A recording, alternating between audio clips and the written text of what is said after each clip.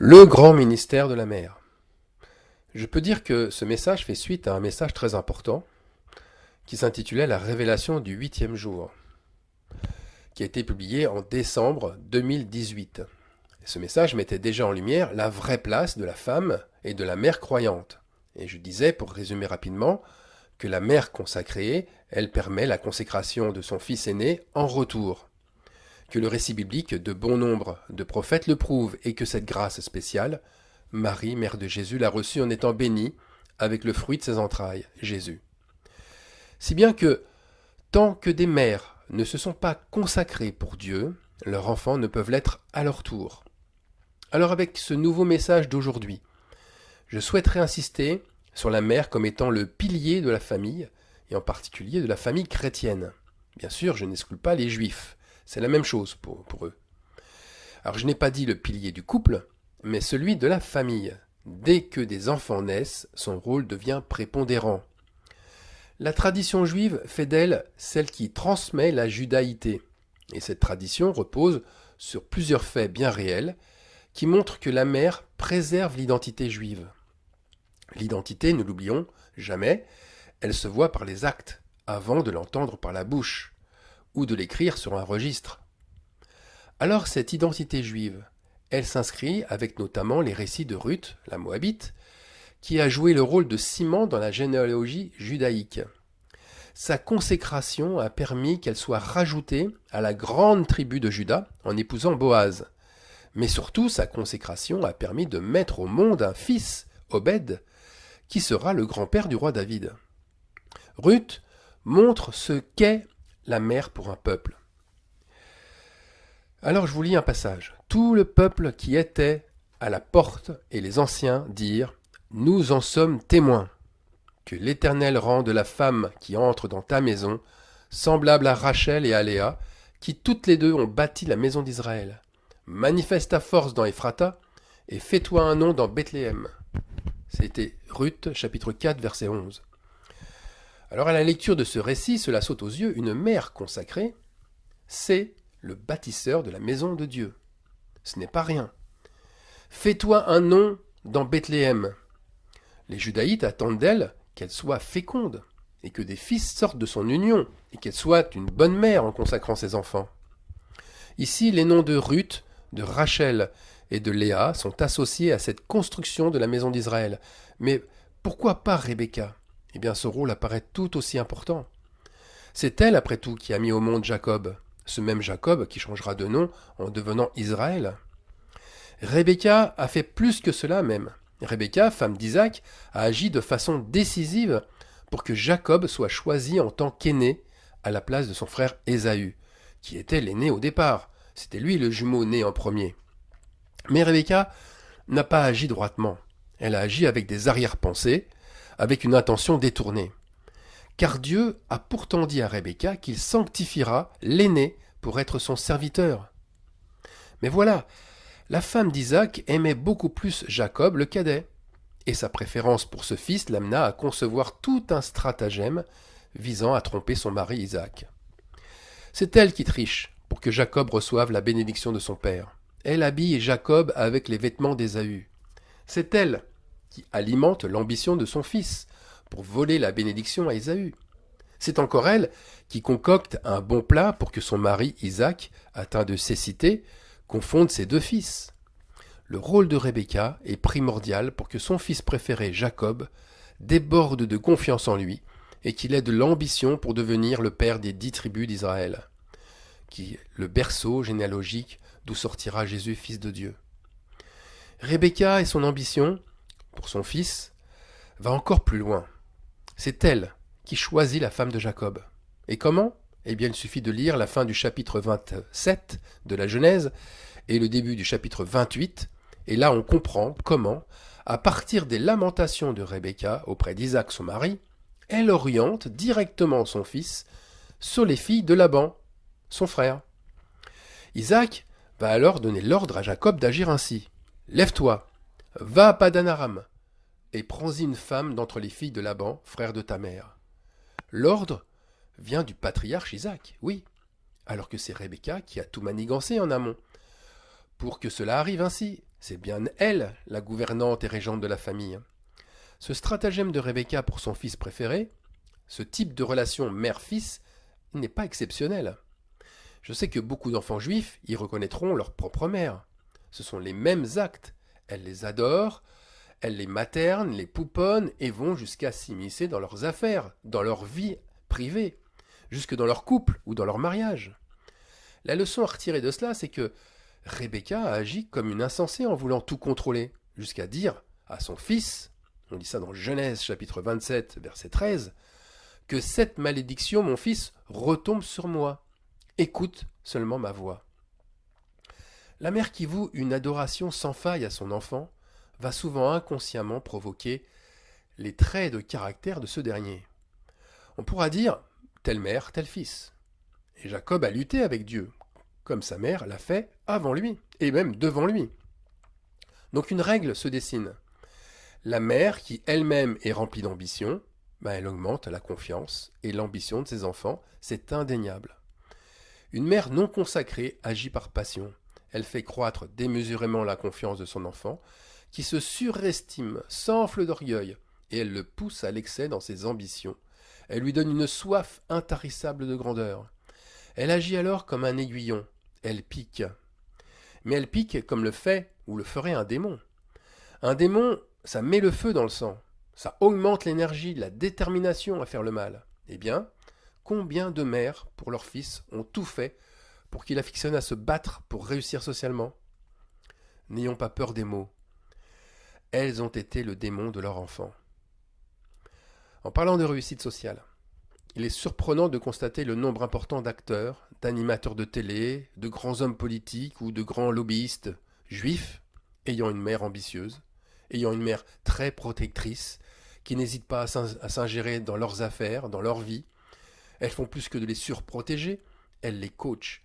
Elle est là à tout moment pour les enthousiasmer, leur redonner du courage, les relever quand ils baissent les bras, et à les exhorter à aller plus haut et plus loin, ou encore à les recadrer dans leurs rêves et dans leurs ambitions. Un grand humoriste juif disait, dans un de ses sketchs, « Non, ce ne peut pas être ma mère qui frappe à ma porte, parce que ma mère, elle, elle a les clés. » Vous voyez, toutes ces vedettes où ces grands hommes sont unanimes à nommer leur mère comme le principal pilier de leur réussite. En fait, les enfants puisent leur énergie dans leur mère, puisqu'elle est protectrice, pas puisque, mais c'est lorsqu'elle est protectrice et stimulatrice. Mais la mère peut aussi exercer l'effet contraire. C'est celui d'exciter l'ambition, d'enflammer les rêves, de susciter la convoitise chez ses enfants. Mais l'effet contraire, c'est pas ça. C'est, je crois, que dans l'effet contraire, la mère va conserver et transmettre la vraie piété au sein de sa famille. Et c'est là que la place de la mère, disciple de Christ, joue son rôle parfaitement. L'amour qu'elle a pour ses enfants doit être dirigé et maîtrisé par le Saint-Esprit.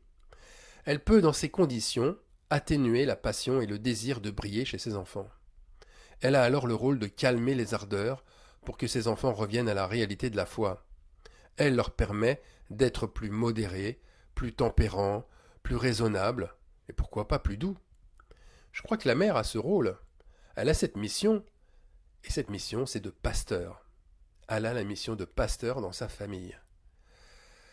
Lisons le psaume, le premier chapitre, verset 8. « Ne rejette pas l'enseignement de ta mère. » Ce verset a une importance capitale pour la mission de pasteur de la femme. Ne rejette pas l'enseignement de ta mère. La mère apprend ses enfants à aimer, si elle-même est aimante à leur égard. Elle rassure, elle apaise, elle console, mais aussi elle recentre les émotions pour plus de conciliation ou de réconciliation, pour plus de pardon, plus d'écoute et d'attention. Ésaïe 66, 13. Comme un homme que sa mère console, ainsi je vous consolerai, vous serez consolés dans Jérusalem. Une mère pieuse est le lien de consolation, mais aussi de réconciliation familiale, lorsque des tensions surviennent dans la fratrie. Et refuser de suivre cette voie remplie de sagesse que la mère ouvre, ça fait de ses enfants des insensés. Un homme insensé méprise sa mère. Psaume 15, verset 20. Les femmes mères sont des modèles de foi pour leurs enfants. Et Paul nous parle de ce modèle ainsi.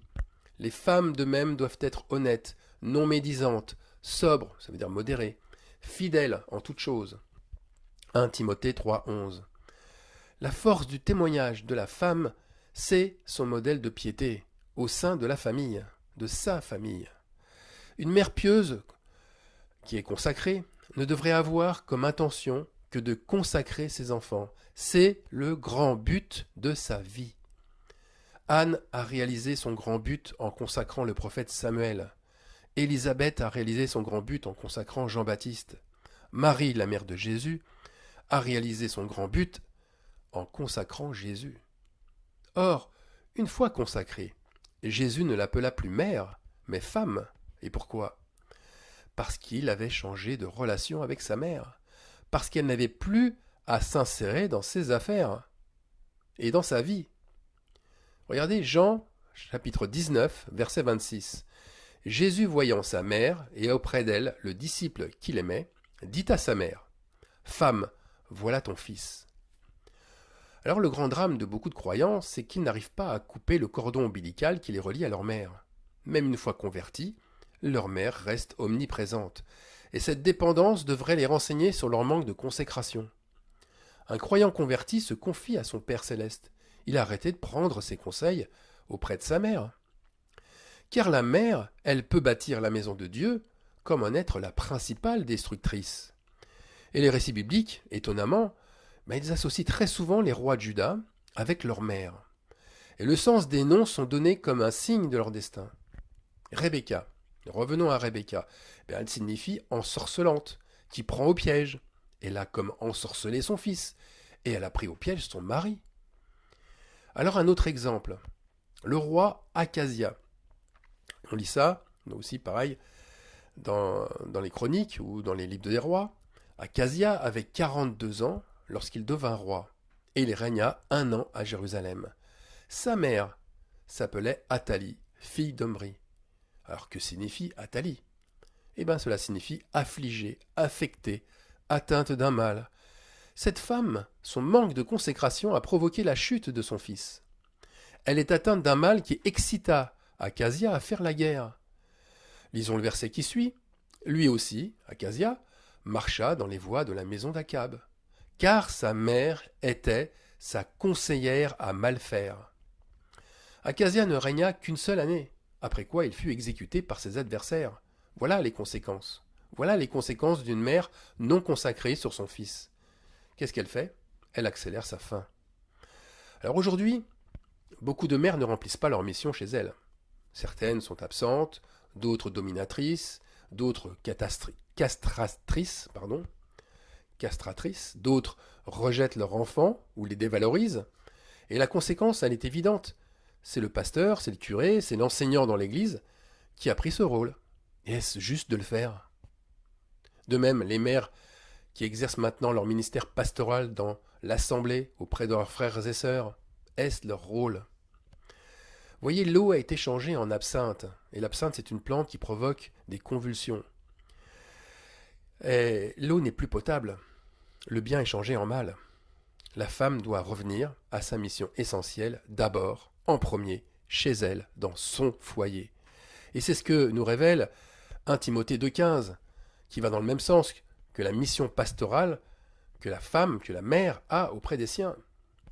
Elle sera néanmoins sauvée en devenant mère, si elle persévère avec modestie dans la foi, dans la charité et dans la sainteté.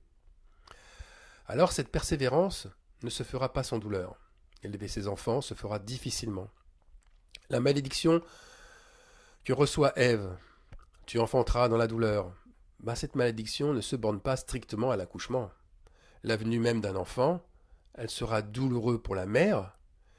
Il faudra l'assister, le soigner, l'élever, et ce ne sera pas des tâches faciles pour elle. Et pour l'homme, son travail, il se fera à la sueur de son front. Et bien pour la femme, devenir mère et exercer son rôle de mère se fera tout aussi à la sueur de son front. Mais au final, l'immense joie d'avoir pu consacrer les siens restera la plus belle couronne que la femme mère aura acquise par sa persévérance. Et pas n'importe quelle persévérance, une persévérance à aimer sans rien attendre en retour. Amen.